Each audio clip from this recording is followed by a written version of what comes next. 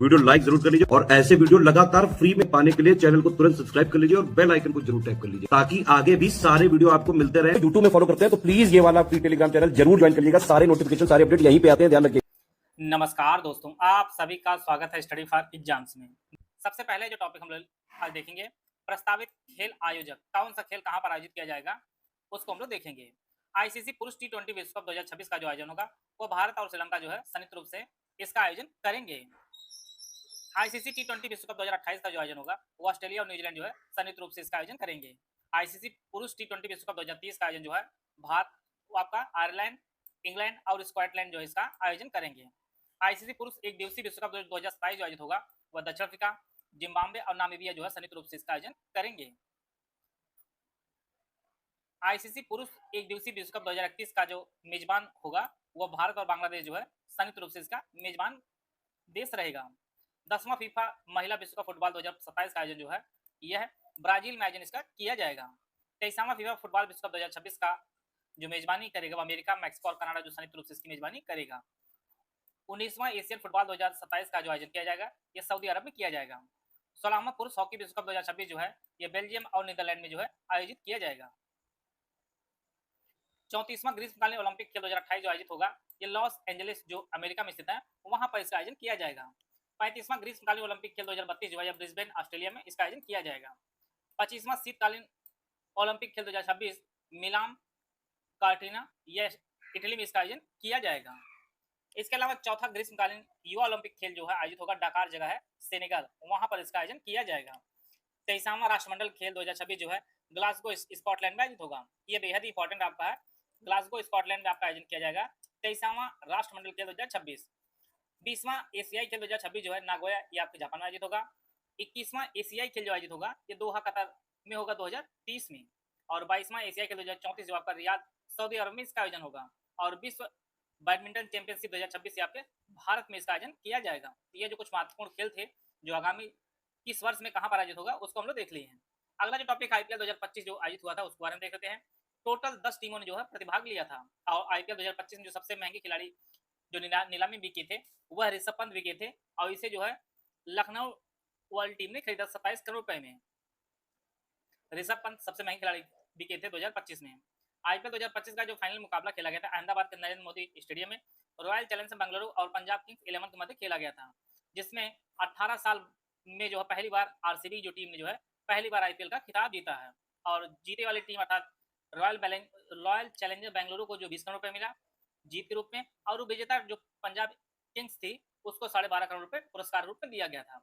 सर्वाधिक जो run 767 run बनाए थे गुजरात टाइटंस के खिलाड़ी साई सुदर्शन थे, इसीलिए इन्हें जो है ऑरेंज कैप दिया गया था। ऑरेंज कैप उसे दिया जो सबसे ज्यादा रन बनाता है और पर्पल कैप उसे दिया जो सबसे ज्यादा विकेट लेता है। और सबसे ज्यादा विकेट जो है वह भी गुजरात टाइटंस के खिलाड़ी प्रसिद्ध किसरा जी थे, इन्होंने 15 मैचों में जो है सर्वाधिक 25 विकेट लेने के कारण इन्हें जो है पर्पल कैप दिया गया था। ऑरेंज कैप साई सुदर्शन को, यह भी गुजरात टाइटंस के, और पर्पल कैप प्रसिद्ध किसरा को दिया गया था, वह भी गुजरात टाइटंस के रहे हैं। Player of the match final में जो कुणाल पांड्या को दिया गया था। मोस्ट वैल्यूएबल प्लेयर का जो खिताब है वह सूर्य कुमार यादव जो मुंबई इंडियंस के प्लेयर हैं। इस प्रकार जो है आईपीएल 2025 के इंपॉर्टेंट फैक्ट हम लोग कवर कर लिए हैं। ICC cricket hall of fame 2025 इसमें जो है महेंद्र सिंह धोनी को जो है आईसीसी क्रिकेट परिषद के आईसीसी हॉल ऑफ फेम में जो है शामिल किया गया है और यह जो भारत के 11वें भारतीय क्रिकेटर बने हैं जो आईसीसी हॉल ऑफ फेम में जो है शामिल किए गए हैं। यह बहुत ही बड़ी उपलब्धि है। विश्व टेस्ट चैंपियनशिप 2025 इसका जो फाइनल है 11 से 14 जून 2025 के मध्य जो है ऑस्ट्रेलिया और दक्षिण अफ्रीका के मध्य खेला गया था, जिसमें ऑस्ट्रेलिया को जो दक्षिण अफ्रीका ने जो है फाइनल में हरा दिया 5 विकेट। और यह जो है तीसरा डब्ल्यूसी जो खिताब है वो ऑस्ट्रेलिया को हरा को जो है दक्षिण अफ्रीका ने जीत लिया है। तो विश्व टेस्ट चैंपियनशिप 2025 का खिताब जो है दक्षिण अफ्रीका ने जीत लिया है और यह खिताब पहली बार इन्होंने जीता है। आईसीसी चैंपियंस ट्रॉफी 2025 इसका आयोजन जो है 9वां संस्करण आयोजित किया गया था 19 से 9 मार्च 2025 तक पाकिस्तान की मेजबानी में पाकिस्तान और यूएई में जो है आयोजित किया गया था। फाइनल जो आपका भारत और न्यूजीलैंड के मध्य खेला गया था, जिसमें फाइनल जो है भारत जीता और श्रृंखला के सर्वश्रेष्ठ खिलाड़ी जो चुने गए थे न्यूजीलैंड के रचिन रविंद्र थे जिन्होंने 263 रन बनाया था, इसीलिए इन्हें गोल्डन बैट दिया गया है। और सबसे अधिक विकेट जो है मैट हेनरी ने लिया था, उन्हें जो है गोल्डन बॉल दिया गया। अभी आपके न्यूजीलैंड के दोनों खिलाड़ी आपके न्यूजीलैंड रहे, सबसे अधिक रन और सबसे अधिक विकेट आपके न्यूजीलैंड खिलाड़ियों ने लिया था। अगला आपका विजडेन पुरस्कार 2025 इसमें जो विश्व के सर्वश्रेष्ठ पुरुष क्रिकेटर जो है जसप्रीत बुमराह जो भारत के, उन्हें चुना गया था। और विश्व के सर्वश्रेष्ठ महिला क्रिकेटर जो स्मृति मंदाना, वह भी भारत की है, इन्हें चुना गया था। अगला जो खेल है आपका रणजी ट्रॉफी 2024-25, यह जो है नागपुर में आयोजित हुआ था फाइनल, और केरल और विदर्भ के बीच खेला गया था, जिसमें विदर्भ ने पहली पारी बढ़त के आधार पर जो है यह फाइनल जीत लिया था। तो विदर्भ जो है रणजी ट्रॉफी का विजेता रहा 2024-25।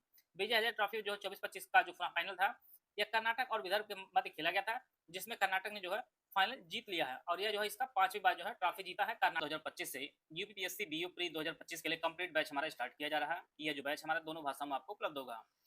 इसमें आपको daily classes, complete doubt clearance, daily practice, exam oriented test series, आपको हाई सिलेक्शन मटेरियल आपको उपलब्ध कराया जाएगी। पहला जो बैच हमारा यूपीएससी बीओ pre 2025 full paid group doubt clearance की फीस जो 45 रुपये है। इसमें आपको एडमिशन लेने के बाद 2 ग्रुप में ऐड किया जाएगा। एक मेटल ग्रुप हो जिसमें सारा मेटल है, दूसरा आपका डाउट क्लियरेंस ग्रुप होगा। बीओ संबंधी जो भी आपको डाउट है, आप सारे डाउट आप पूछ सकते हैं। इसमें करंट अफेयर, रीजनिंग, मैथ्स के नोट्स शुरू में ही आपको दे दिया जाएगा। बाकी सब्जेक्ट को 100 डेज वाइज जो है क्लासेस पीडीएफ नोट्स दिया जाएगा। क्लासेस जो कंप्लीट होने के बाद आपको जो है सारे सब्जेक्ट वाइज कंप्लीट नोट्स आपको दे दिए जाएंगे। इसमें आपको 22 टेस्ट दिए जाएंगे, जिसमें 11 फुल टेस्ट होंगे, जिसमें प्रत्येक में 120 प्रश्न होंगे। 11 आपका सेक्शन वाइज टेस्ट होंगे, जिसमें हर एक में जो है 50 प्रश्न होंगे, और इसमें सिलेबस अनुसार subject most effective question cover कराए जाएंगे। सिलेबस में दिए गए सभी जो टॉपिक्स हैं उसके मोस्ट इफेक्टिव क्वेश्चन की जो है टेस्ट सीरीज और पेड क्विज ग्रुप में जो कवर कराया। दूसरा जो ग्रुप हमारा है full paid group without doubt clearance के ग्रुप, इसकी फीस 3500 रुपये है, और इस ग्रुप में ऊपर दिए गए सारे फीचर दिए हैं, लेकिन आपको डाउट क्लियरेंस नहीं मिलेगा। तीसरा जो ग्रुप है ओनली स्टडी मटेरियल ग्रुप है विदाउट टेस्ट सीरीज, इसकी फीस 2300 रुपये। इसमें जो है current affair, reasoning, maths notes जो ग्रुप शुरू में ही एक साथ दे दें, बाकी सब्जेक्ट को जो है 100 डेज वाइज क्लासेस और पीडीएफ नोट्स ग्रुप में दिया जाएगा। क्लासेस कंप्लीट होने के बाद सारे जो सब्जेक्ट वाइज कंप्लीट नोट्स जो है दे दिया जाएंगे। इसमें डाउट क्लियरेंस और टेस्ट सीरीज नहीं दी जाएगी, सिर्फ आपको मटेरियल दिया जाएगा। ऊपर में से किसी भी ग्रुप में आप एडमिशन लें तो आपको जो है पेड क्विज चैनल में जोड़ा जाएगा। अगर आप ओनली पेड क्विज ज्वाइन करें तो इसकी फीस 850 रुपये। इसमें मोस्ट एक्सपेक्टेड क्वेश्चन की प्रैक्टिस कराई जाएगी। अगला जो ग्रुप है ओनली टेस्ट सीरीज का ग्रुप, इसकी फीस 1300 रुपये। इसमें 22 टेस्ट दिए जाएंगे, इसमें 11 फुल टर्म्स, हर टेस्ट में जो है 120 प्रश्न होंगे, 11 आपके सेक्शन वाइज होंगे, और हर टेस्ट में जो है 50 प्रश्न आएंगे। अगर पेड की जो टेस्ट लेने चाहते हैं तो आप 2100 रुपये पेमेंट करके जो है आप इस बैच से जुड़ सकते हैं। इन बैच में से कोई बैच आप ज्वाइन करना चाहते हैं, या 3 दिए गए नंबर है 8564880530 और 7523864455 969606606608 ये 3 दिए गए नंबर, इस पे कॉल या व्हाट्सएप पर जो है जानकारी प्राप्त कर सकते हैं, और बैच से जुड़ के जो है आप अपनी तैयारी को बेहतर कर सकते हैं। टाटा महिला प्रीमियर लीग 2025, यह 14 फरवरी से 5 मार्च तक महिला प्रीमियर लीग जो खेला गया था, तीसरा संस्करण था, और इसमें टोटल 5 फ्रेंचाइजी अर्थात 5 टीमें जो है खेली थी, और इसमें जो है मुंबई इंडियंस ने दिल्ली कैपिटल्स को हराकर जो है इन्होंने फाइनल जीत लिया, और एमआई का यह जो है ये दूसरा खिताब था, और मुंबई इंडियंस की कप्तान जो है हरमनप्रीत कौर रही हैं। तो टाटा महिला प्रीमियर लीग 2025 का खिताब जो है मुंबई इंडियंस ने जीता है। बीसीआई क्रिकेट पुरस्कार 2025 लाइफ टाइम अचीवमेंट पुरस्कार जो है कर्नल सीके नायडू जो पुरस्कार दिया गया, सचिन तेंदुलकर जी ने दिया है। सर्वश्रेष्ठ अंतर्राष्ट्रीय क्रिकेटर पुरुष वर्ग में जो है पॉली उमरीगर जो पुरस्कार है ये जसमीत बुमराह जी को दिया गया है। सर्वश्रेष्ठ अंतर्राष्ट्रीय क्रिकेटर जो महिला वर्ग में दिया गया है आपका स्मृति मंधाना जी को दिया गया है। मलेशिया मास्टर्स 2025, इसका आयोजन जो है मलेशिया के कुआलालंपुर में आयोजित किया गया था। पुरुष एकल का जो खिताब है चीन के ली सिफेंग ने फाइनल में जो भारत के किदाम्बी श्रीनाथ को पराजित किया था।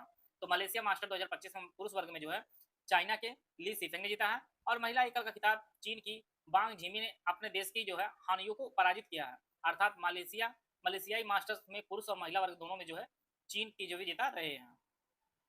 सुंदरी मन कप 2025 टूर्नामेंट का फाइनल मुकाबला जो 4 मई को चीन और दक्षिण कोरिया में खेला गया था, खेला गया था, जहां पर चीन ने जो है दक्षिण कोरिया के प्रतिद्वंदी को 3-1 से हराकर जो पराजित किया था। अर्थात जो है सुंदरी मन कप 2025 का फाइनल जो है वो चीन ने जीत लिया है।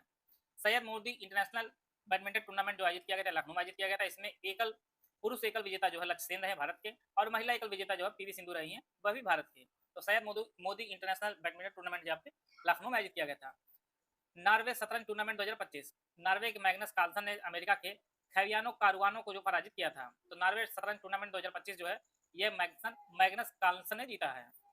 महिला फिडे ग्रैंड प्रिक्स श्रृंखला 2024-25 भारत के पुणे में 13 से 24 अप्रैल 2025 के मध्य जो आयोजित किया गया था, और इसमें महिला फिडे ग्रैंड प्रिक्स 2024-25 का खिताब भारतीय ग्रैंड मास्टर कोनरू हम्पी ने बुल्गारिया इंटरनेशनल मास्टर्स मरन्यूला सलीमल को जो है हराया था। तो महिला फिडे ग्रैंड प्रिक्स 2024-25 का खिताब जो है वह कनरू हम्पी ने जीता है। डी गुकेश बने सबसे युवा विश्व शतरंज चैंपियन। भारत का 18 वर्षीय ग्रैंड मास्टर हैं डी गुकेश, शतरंज का इतिहास रख दिया इन्होंने। 12 दिसंबर 2024 को जो है चैंपियन चीन के डिंग लिरेन को जो सिंगापुर खिताबी मुकाबले जो है 7.5 6.5 से जो हराकर विश्व शतरंज चैंपियनशिप का खिताब अपने नाम कर लिया है। तो डी गुकेश जो सबसे युवा विश्व चैंपियनशिप शतरंज चैंपियन बन चुके हैं। और 24 मई 2025 को मोनाको ग्रां प्री स्प्लिट रेस में जो शानदार प्रदर्शन करते हुए भारत के जो है उस्मानी जो है फार्मूला 2 रेस जीतने वाले पहले भारतीय बन गए हैं। ये पहली बार बने, एक बेहद ही इंपॉर्टेंट आपकी परीक्षा के लिए। और भारतीय ओलंपियन नीरज चोपड़ा ने 24 जनवरी 2025 को उच्च गणराज्य में आयोजित ओस्ट्रावा गोल्डन स्पाइक प्रतियोगिता में जो है पुरुष भाला फेंक में जो है 85.29 मीटर फेंक कर इन्होंने सर्वश्रेष्ठ प्रदर्शन करते हुए स्वर्ण पदक जो है जीत लिया है। तो नीरज चोपड़ा ने जो ओस्ट्रावा गोल्डन स्पाइक में जो है स्वर्ण पदक जीता है। इसी प्रकार से एक अन्य स्पर्धा में भारत के भाला फेंक नीरज चोपड़ा ने जो 21 जून 2025 को पेरिस डायमंड लीग 2025 में भी इन्होंने स्वर्ण पदक जीता है। यह दो पदक दो बार दो अन्य खेलों में जो है नीरज चोपड़ा ने स्वर्ण पदक जीता है। वह संयुक्त सैन्य अभ्यास 2024-25 में जो आयोजित हुए उनको हम लोग देखेंगे, जहां से आपके पेपर में जो है प्रश्न पूछा ही पूछा जाएगा।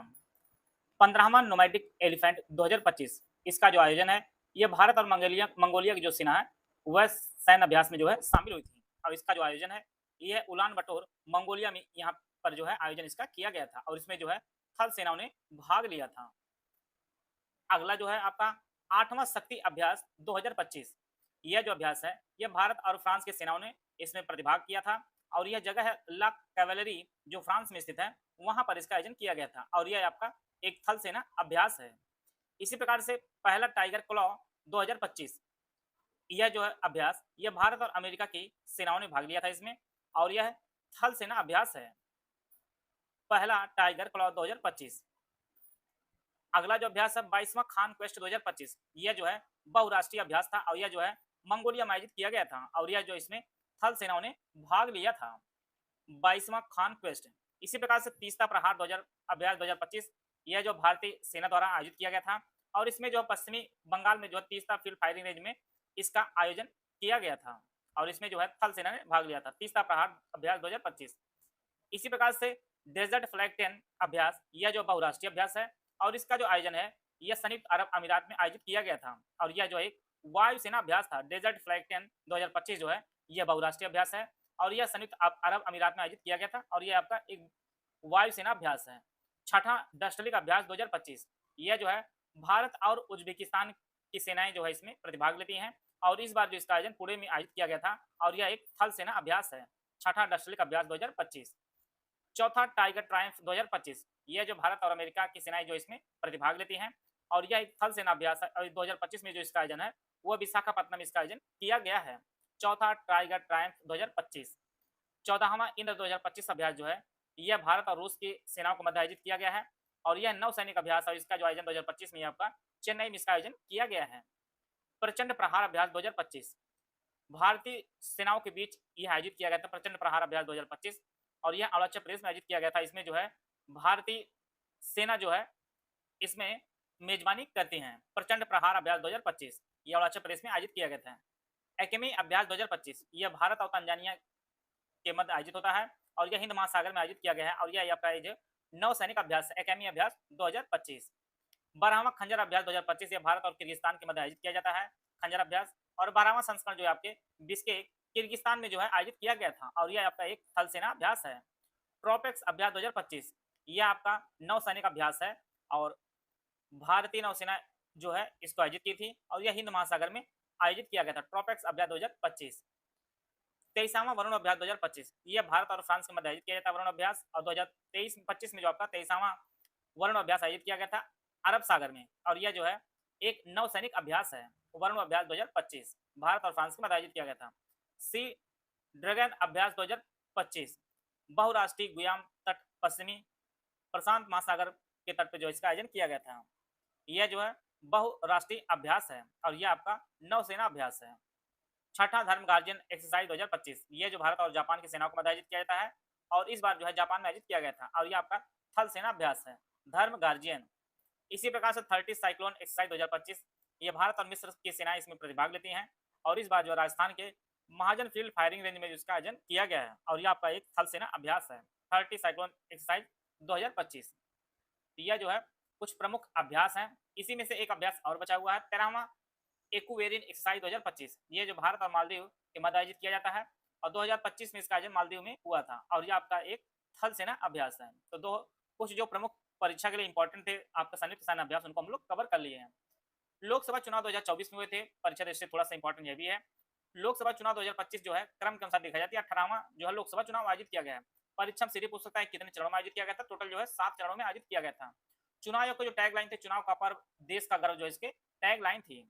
और इसमें जो राष्ट्रीय आइकन थे सचिन तेंदुलकर जो महानतम क्रिकेटर हैं, और चुनाव आयोग के जो युवा आइकन रहे वह आयुष्मान खुराना रहे हैं। टोटल जो है 543 सीटों पे जो है चुनाव हुआ था, 524 राज्यों में, और यूटी आपके 19 यूटी में चुनाव हुआ था। आप लोग जानते हैं कि लोकसभा में जो है पूर्ण बहुमत के लिए टोटल 272 सीट जीतना जरूरी होती है। तो 2024 में जो लोकसभा चुनाव हुआ था टोटल जो है 7 चरणों में आयोजित किया गया था। अब इंपॉर्टेंट टॉपिक हम लोग देखेंगे, जो टेनिस टूर्नामेंट होते हैं जहां से प्रश्न आपकी परीक्षा में बराबर पूछे जाते हैं उनको हम देख लेते हैं।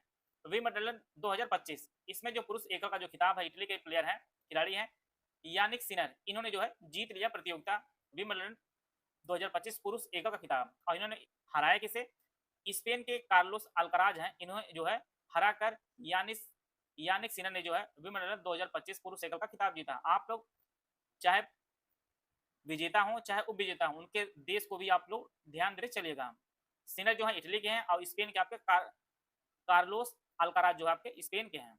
उसी प्रकार से महिला वर्ग में देखा जाए तो जो खिलाड़ी हैं इगा स्वियातेक, यह जो पोलैंड के, इन्होंने जो है खिताब को जीता है। और इन्होंने हराया किसे है? वो अमेरिका की अमांडा अनिसिमोवा को जो है इन्होंने हरा कर जो है महिला एकल विंबलडन 2025 का खिताब जीत लिया है। ईगा स्वियातेक जो है ये महिला वर्ग में विजेता रही हैं, और यानिक सिनर जो है पुरुष वर्ग में रही हैं। अब बात करते हैं हम लोग फ्रेंच ओपन 2025 की। इसमें पुरुष एकल का जो खिताब है वह कार्लोस अल्काराज जो स्पेन के, इन्होंने जीता है।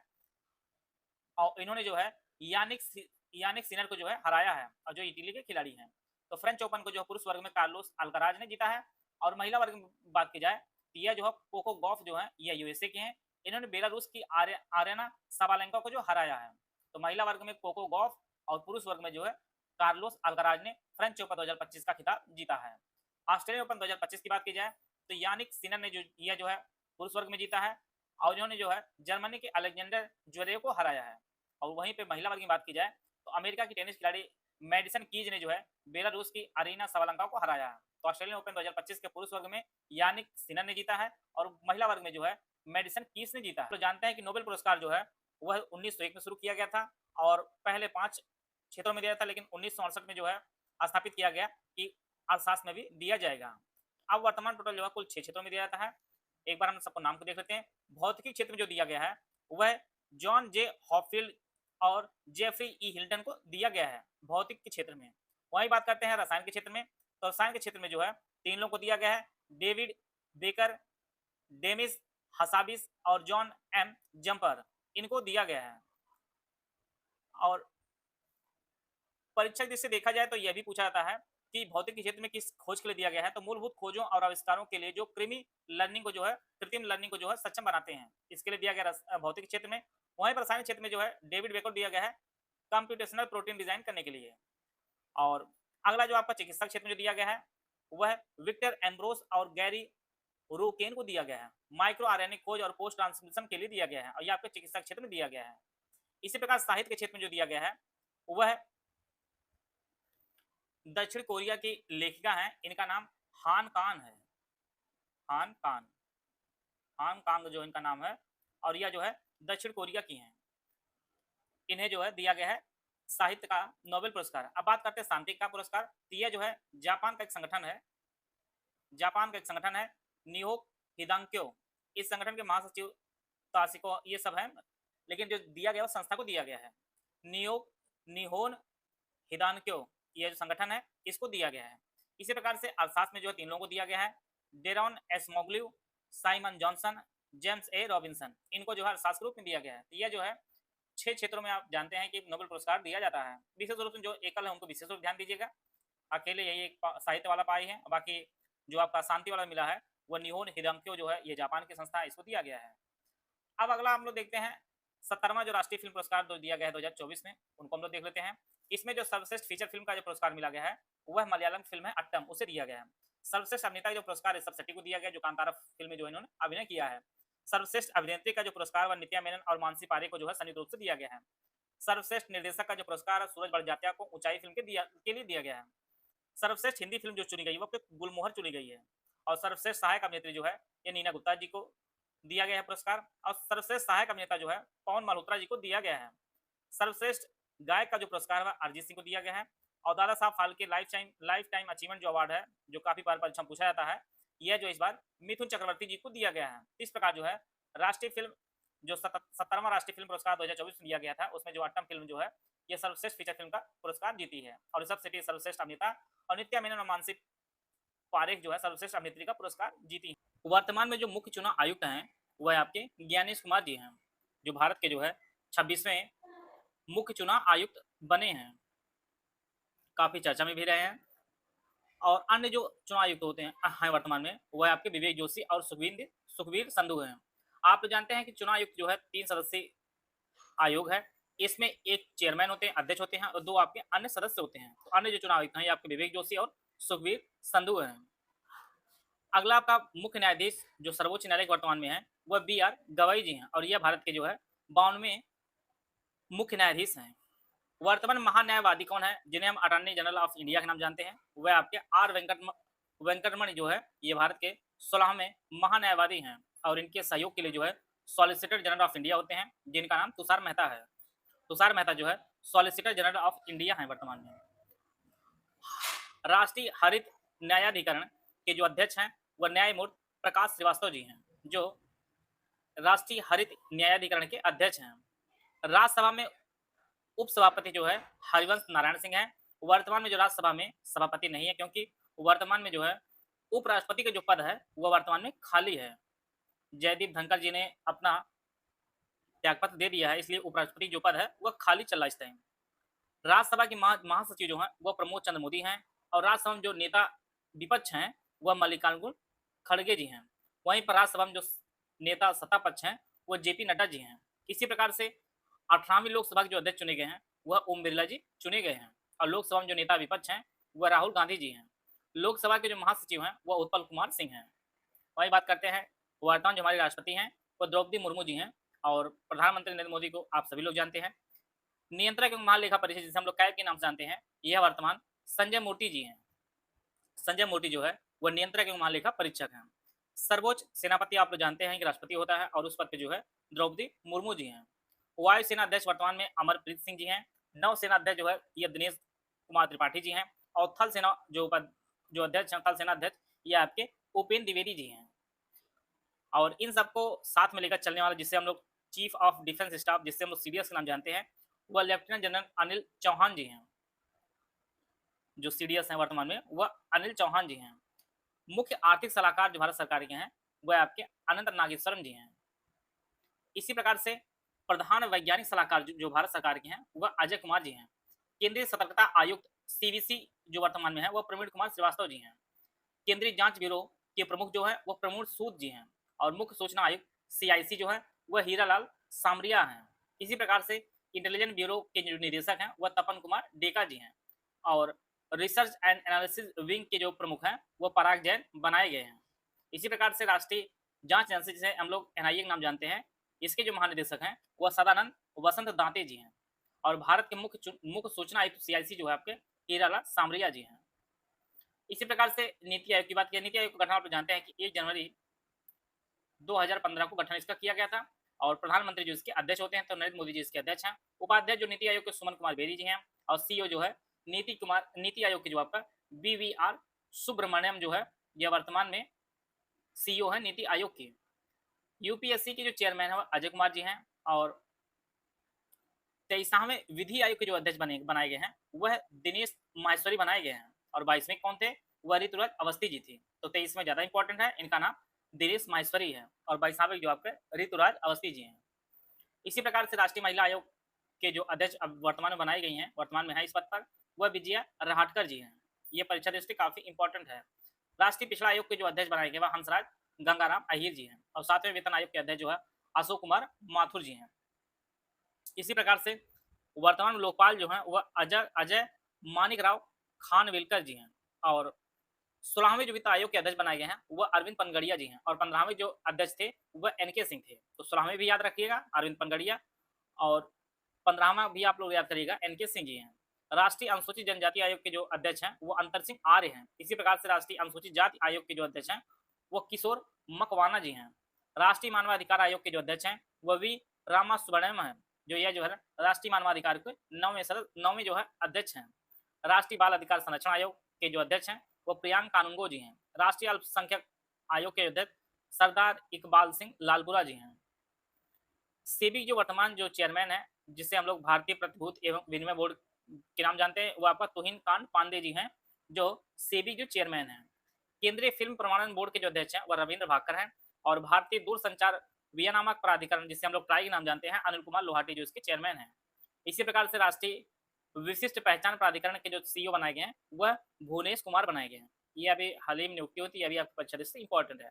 और भारत का महापंजीयन एवं जनगणना आयुक्त जो है यह मृत्युंजय कुमार नारायण जो है वर्तमान में महापंजीयन एवं जनगणना आयुक्त हैं। और इसरो जो चेयरमैन है वो वी नारायण है, और यह 11वें जो है इसरो चेयरमैन। इसी प्रकार से डीआरडीओ जो चेयरमैन वर्तमान में है वह भी कामत जी हैं,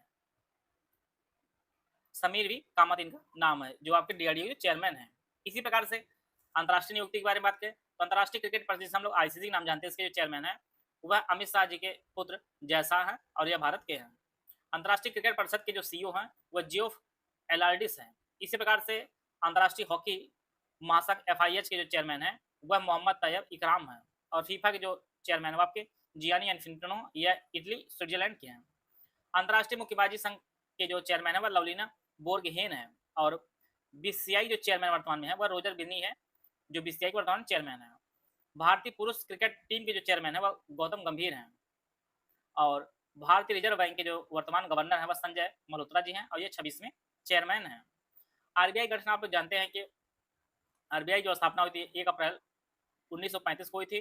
बाद में जो है 1 जनवरी वर्ष 1949 को जो है इसका राष्ट्रीयकरण किया गया था। पहले जो इसका मुख्यालय था वह आपके कोलकाता में था, लेकिन वर्तमान में जो इसका मुख्यालय आपके मुंबई में है। ये सभी चीज़ें आप लोग नोट कर सकते हैं। और आरबीआई में जो है 1 गवर्नर होते हैं और 4 जो आपके उप गवर्नर होते हैं। तो गवर्नर जो आपके संजय मल्होत्रा जी हैं, उप गवर्नर जो हैं वह एस जानकी रमन, एम राजेश्वर राव, पूनम गुप्ता और टी रविशंकर जो है अन्य 4 गवर्नर हैं। परीक्षा में उप गवर्नर से भी प्रश्न पूछा जा सकता है।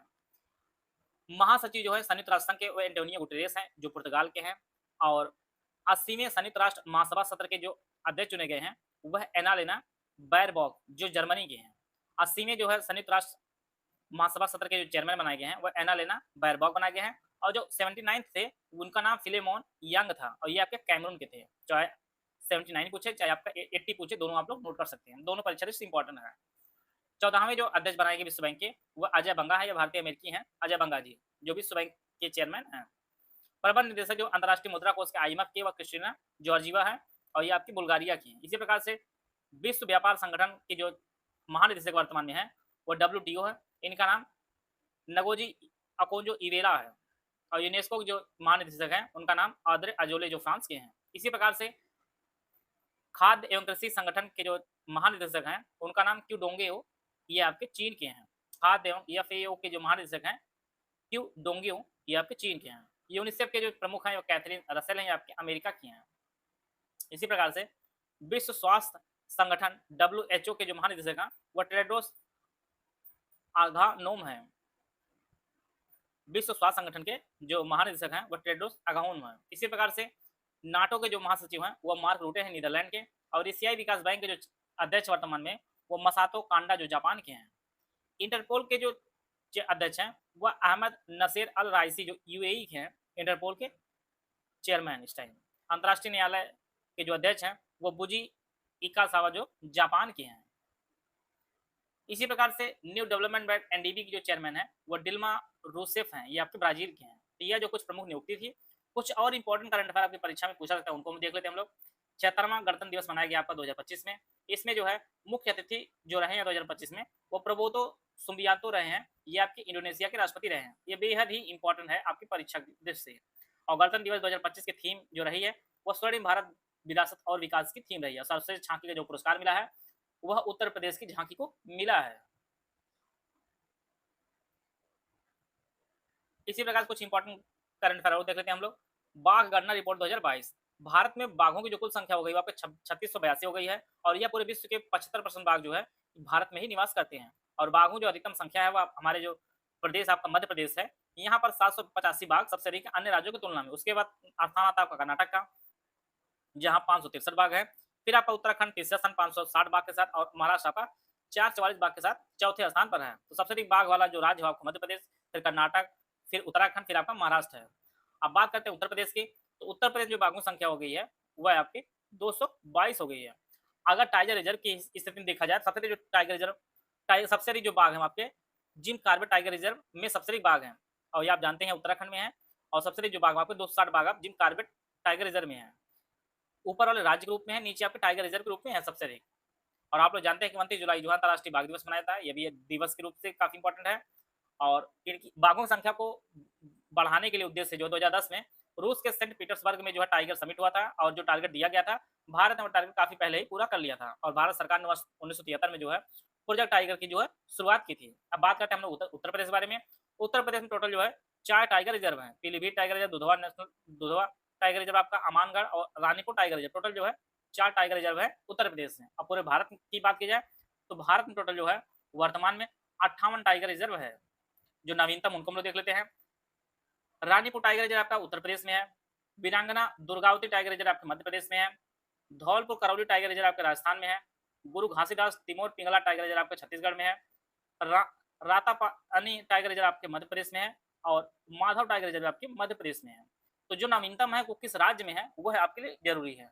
तो माधव मध्य प्रदेश में है, रातापानी ये भी मध्य प्रदेश में है, गुरु घासीदास छत्तीसगढ़ में है, धौलपुर करौली आपके राजस्थान में है, वीरांगना दुर्गावती टाइगर रिजर्व आपके मध्य प्रदेश में है। तो इधर ज्यादातर आपके मध्य प्रदेश में ही टाइगर रिजर्व घोषित किया गया है।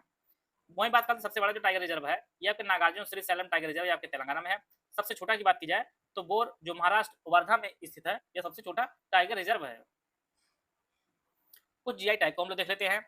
जीआई टैग जो हाल ही में प्राप्त हुए हैं, सांगरी बीन जो है ये राजस्थान को मिला है। अमलद साध चीकू जो है आपके गुजरात को जीआई टैग मिला गया है।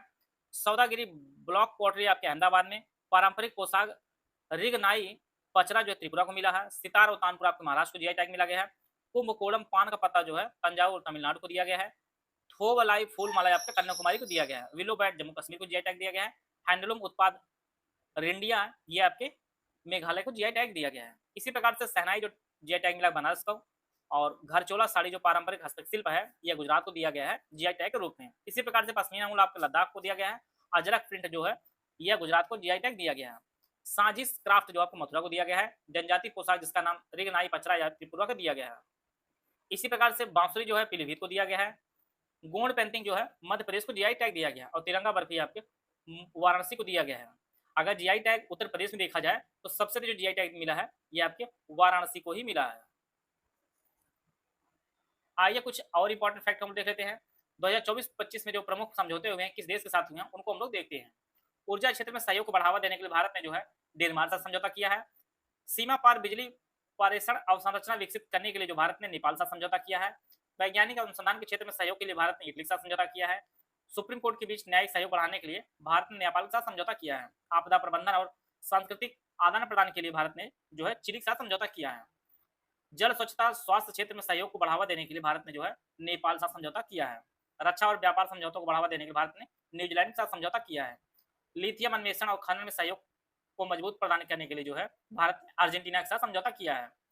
गैर बासमती सफेद चावल व्यापार पर समझौता किया भारत ने इंडोनेशिया के साथ। इसी प्रकार से डीप टेक नवाचार डिजिटल कौशल विकास और उन्नत अनुसंधान आंध्र प्रदेश सरकार ने जो है आईआईटी मद्रास के साथ समझौता किया है। इसी प्रकार से महाराष्ट्र के तटों और नदी किनारे संरक्षण प्रदान करने के लिए भारत सरकार और एशियाई विकास साथ जो है इसे एशियाई विकास साथ समझौता किया है।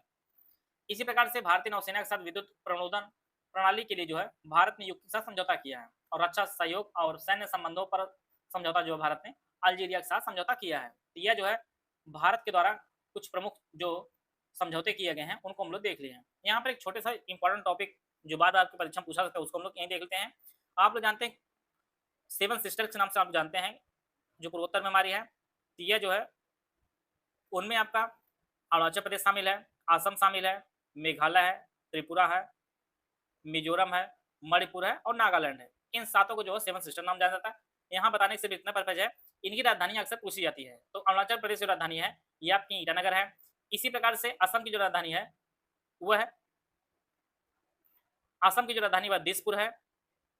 मेघालय जो राजधानी वह आपकी शिलांग है। त्रिपुरा की जो राजधानी है वह अगरतला है। मिजोरम की राजधानी आइजोल है। मणिपुर का इंफॉल और नागालैंड की राजधानी जो आपकी कोहिमा है। यहाँ से प्रश्न जो है पेट के पेपर में एक देखने को मिल सकता है। यहाँ पे गठन थोड़ा दिया गया है, उसको हम लोग देख लेते हैं। अरुणाचल प्रदेश गठन जो है 1987 में हुआ था, त्रिपुरा का 72 में हुआ था, नागालैंड का 1963 में हुआ था, मणिपुर का जो गठन 1972 में हुआ था, मिजोरम का जो आपका 1987 में हुआ था, असम का 1950 में, मेघालय जो है 1972 में हुआ था और सिक्किम का जो है 1975 में हुआ था। तो ये गठन वर्ष भी आपकी परीक्षा की दृष्टि से काफी इंपॉर्टेंट है। यूपी पीसीएस प्री 2025 के हमारा मेंटरशिप बैच शुरू किया गया है। यह बैच है हमारा दोनों भाषाओं में आपको उपलब्ध होगा। जैसा कि आप जानते हैं यूपी पीसीएस प्रीलिम्स का जो पेपर है ये आपका 12 अक्टूबर 2025 को जो है निर्धारित है और यह जो बैच आपको मिलेगा ये आपको ज्ञान सर एजुकेशन ऐप पर मिलेगा। वर्तमान में जो इसका प्राइस है वह है 2495 रुपये प्राइस था। यहाँ पर आपको जो है कूपन कोड आप यूज करेंगे ज्ञान सर डिस्काउंट, तो आपको जो है प्राइस आपको पे करना होगा, उसमें 80% का डिस्काउंट मिलेगा। तो टोटल जो फीस हो जाएगी वो 499 इसकी टोटल फीस हो जाएगी। तो 499 में जो है आपको क्या क्या फीचर मिलेंगे उनको हम देख लेते हैं। डेली हर सब्जेक्ट के मोस्ट इंपॉर्टेंट टॉपिक दिए जाएंगे, डेली स्टडी प्लान दिया जाएगा, यूपी से स्पेशल सब्जेक्ट वाइज जो हाई शॉर्ट नोट दिए जाएंगे वीडियो के रूप में और आपको पीडीएफ दी जाएगी। डेली महत्वपूर्ण टॉपिक के रिवीजन नोट्स और गाइडेंस जो है आपको क्या पढ़ना कैसे पढ़ना सब कुछ आपको बताया जाएगा। Topic wise revision current affair notes और रिकॉर्डेड क्लासेस रूप में दी जाएगा। वार्षिक करंट अफेयर पापा पीडीएफ मैगजीन जिससे करंट के पूरे सवाल सही होते हैं और पिछले 10 वर्षों के महत्वपूर्ण पीआईक्यू जीएस प्लस सीसैट के जो प्रैक्टिस सेट दिया जाएगा और 25 टेस्ट सीरीज दी जाएगी। इसमें 6 फुल एंड टेस्ट होगा, 5 सीसैट के, 5 यूपीजीके के करंट बजट सर्वे और 9 आपके सब्जेक्ट वाइज टेस्ट होंगे।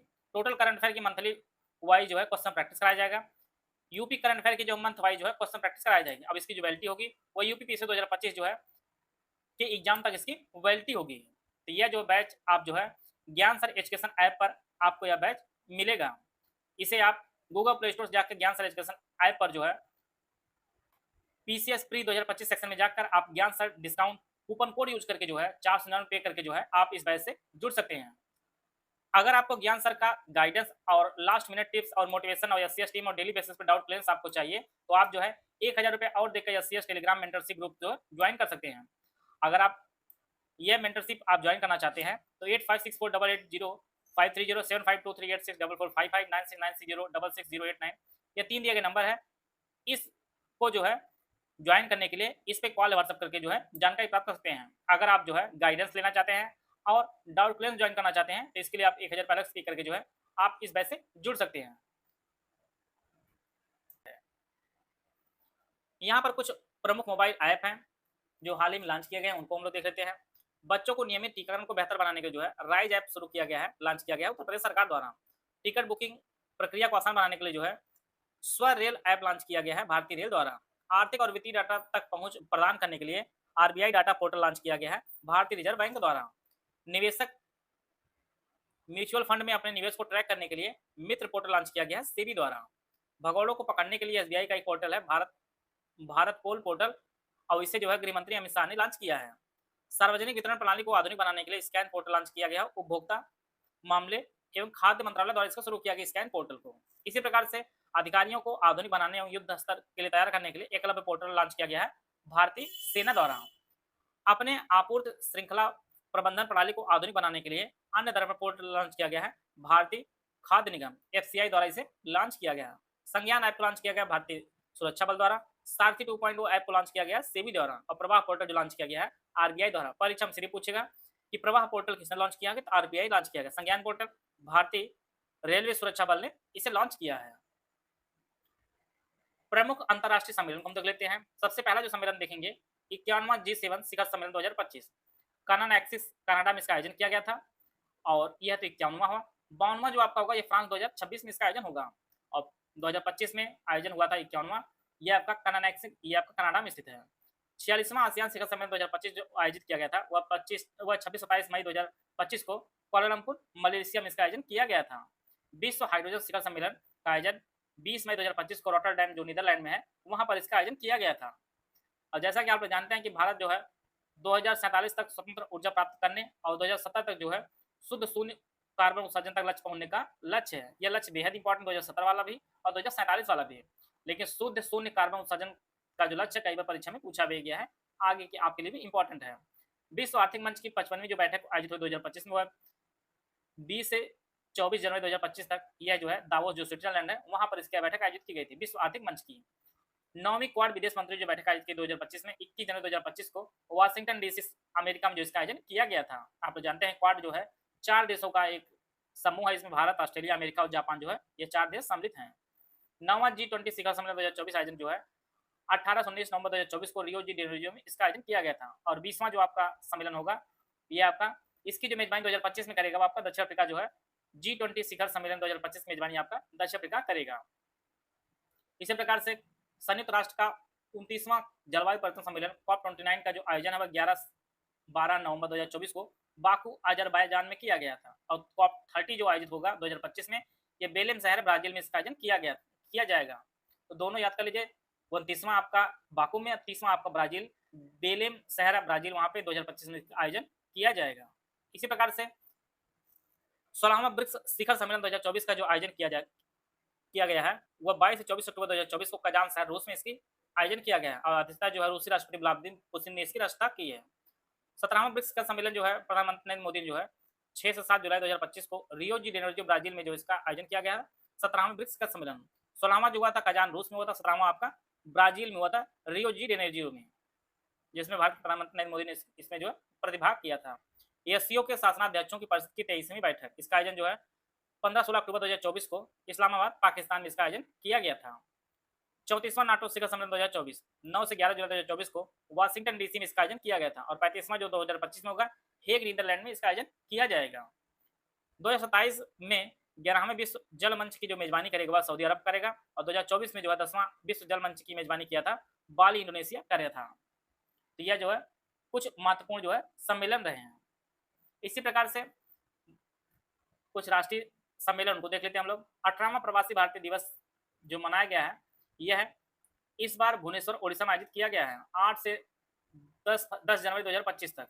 आप लोग जानते हैं कि प्रवासी दिवस जो है प्रत्येक वर्ष 9 जनवरी को मनाया जाता है। और इसी दिन जो है दक्षिण अफ्रीका से गांधी जी भारत वापस आए थे। इसमें जो है मुख्य अतिथि क्रिस्टीन कार्ला कंगालू जो त्रिनिदाद और टोबैगो को राष्ट्रपति हैं, यह जो मुख्य अतिथि रहे हैं। और इस बार जो थीम रखी गई थी विकसित भारत में प्रवासी भारतीयों का योगदान, इस बार थीम थी। और 9 जनवरी को प्रधानमंत्री ने जो है पर्यटक ट्रेन प्रवासी भारतीय एक्सप्रेस की जो पहली यात्रा शुरू की थी जो दिल्ली के निजामुद्दीन स्टेशन से रवाना की गई थी। और 10 जनवरी को राष्ट्रपति द्रौपदी मुर्मू ने जो है 27 लोगों को प्रवासी भारतीय सम्मान पुरस्कार से जो है सम्मानित भी किया था। पहला एशियाई बौद्ध शिखर सम्मेलन जो 2024 आयोजित किया गया था यह नई दिल्ली में 5-6 नवंबर 2024 के इसका आयोजन किया गया था। ई गवर्नेंस पर 24वां राष्ट्रीय सम्मेलन 2024 का आयोजन जो है ये मुंबई महाराष्ट्र में 3-4 सितंबर 2024 को इसका आयोजन किया गया था। 10वां विश्व आयुर्वेद कांग्रेस एवं आरोग्य एक्सप्रेस 2024 जो है एक्सपो जो 2024 का आयोजन जो है देहरादून उत्तराखंड में 12 से 15 दिसंबर 2024 को इसका आयोजन किया गया था। 8वीं इंडिया मोबाइल कांग्रेस 2024 का आयोजन जो है नई दिल्ली में 15 से 18 अक्टूबर 2024 तक किया गया था। सेमिकॉन इंडिया सम्मेलन 2024 का आयोजन ग्रेटर नोएडा उत्तर प्रदेश में किया गया था 11 से 13 सितंबर 2024 तक। और पहला संयुक्त कमांडर सम्मेलन 2024 का आयोजन जो है लखनऊ में 4-5 सितंबर 2024 तक इसका आयोजन किया गया था। इसी प्रकार से 8वां धर्म सम्मेलन 2024 का आयोजन जो है अहमदाबाद गुजरात में किया गया था। और इसके जो मुख्य अतिथि थे वह हमारे पूर्व उपराष्ट्रपति जगदीप धनखड़ जी इसके मुख्य अतिथि थे। कुछ प्रमुख ऑपरेशन उसको भी देख लेते हैं हम लोग। 2024-25 जो आयोजन ऑपरेशन चलाए गए थे, ऑपरेशन सिंधु जो है ईरान और इजराइल के युद्ध के दौरान जो है भारतीयों को वापस लाने के लिए ऑपरेशन सिंधु चलाया गया था। ऑपरेशन सिंदूर जो भारत सरकार द्वारा पहलगाम आतंकी हमले के खिलाफ चलाया गया था ऑपरेशन सिंदूर। ऑपरेशन चक्र 5 जो है ये सीबीआई द्वारा डिजिटल अरेस्ट स्कैम के खिलाफ चलाया गया था ऑपरेशन चक्र 5। परीक्षा में सीधे पूछेगा ऑपरेशन चक्र 5 किसके द्वारा चलाया गया था, तो सीबीआई द्वारा चलाया गया था। ऑपरेशन ब्रह्मा जो है भारत इसके तहत म्यांमार में भूकंप पीड़ितों की मदद के लिए जो है ऑपरेशन ब्रह्मा चलाया था। ऑपरेशन सद्भाव जो है भारत सरकार द्वारा टाइफून यागी से प्रभावित जो है म्यांमार, लाओस और वियतनाम की मदद के लिए चलाया था ऑपरेशन सद्भाव। ऑपरेशन कन्विक्शन जो उत्तर प्रदेश सरकार द्वारा यौन उत्पीड़न और धर्म परिवर्तन को कम करने के लिए चलाया गया था। ऑपरेशन बॉम्बे बकेट जो है ये वायुसेना द्वारा नैनीताल के जंगल में लगी आग को बुझाने के लिए किए थे। ऑपरेशन इंद्रावती जो हैती में फंसे भारतीयों को निकालने के लिए किया गया था। और ऑपरेशन नन्हे फरिश्ते जो है ये रेलवे सुरक्षा बल द्वारा चलाया गया था। जो बच्चे अपने परिवार से छूट गए थे कहीं, उनको मिलाने के लिए ऑपरेशन नन्हे फरिश्ते चलाया गया था। मेजर ध्यानचंद खेल रत्न पुरस्कार 2024 यह इस बार टोटल जो है 4 लोगों को दिया गया है। और इसमें जो पुरस्कृत राशि होती है वो 25 लाख रुपए जो पुरस्कृत राशि होती है यहाँ पे 4 लोगों को दिया गया है। आप लोग इनके खेल को भी जानते रहिए। डी गुके जो ये शतरंज खिलाड़ी है, हरमनप्रीत जो है हॉकी खिलाड़ी है, प्रवीण कुमार जो है पैरा एथलेटिक्स है और मनु भाकर जो आपके शूटिंग के खिलाड़ी हैं। यह जो है 4 लोगों को दिया गया है मेजर ध्यानचंद खेल रत्न पुरस्कार 2024। और इसकी पुरस्कृत राशि 25 लाख रुपए है। और अर्जुन अवार्ड 2024 दिया गया टोटल 32 लोगों को, और यह जो है टोटल इसमें पुरस्कृत राशि आपकी 15 लाख रुपए है। भारतीय शतरंज ग्रैंड मास्टर जो नवीनतम होते हैं अक्सर पूछा जाता है। 84वें नंबर के जो है टोटल वर्तमान में 89 जो है ग्रैंड मास्टर हैं। 84वें नंबर वैशाली रमेश बाबू है। 50वें आपका श्याम निखिल पी है। 86वें श्री हरि एल.आर. है। 87वें आपका हरिकृष्ण ए.आर. है। और इसी प्रकार से दिव्या देशमुख जो आपके 88वीं है, और 89वें आपके रोहित एस कृष्णा है। यह टोटल जो है भारत के 89 ग्रैंड मास्टर जो है हो चुके हैं। तो ये आशा है आप सभी को बहुत कुछ जानने को मिला होगा। मिलते हैं नेक्स्ट वीडियो, तब तक जय हिंद जय भारत।